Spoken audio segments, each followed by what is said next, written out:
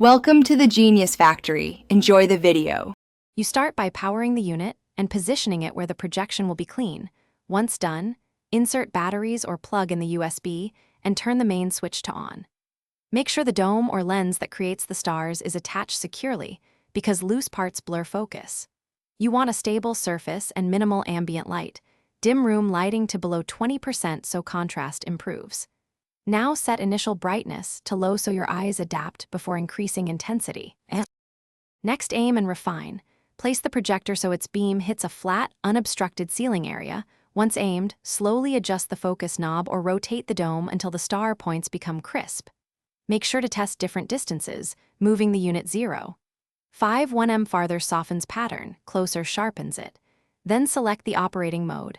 Static for still display, rotation for movement, music sync if you want reactive lights, or set a timer for auto shutoff. Finish by fine-tuning brightness and color balance to match the mood.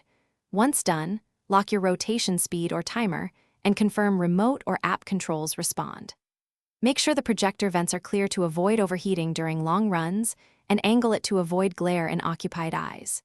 If the image is dim or blurry, check the power source first, then clean fingerprints from the lens with a microfiber cloth and reposition the unit slightly closer or farther until sharp. That usually resolves most problems.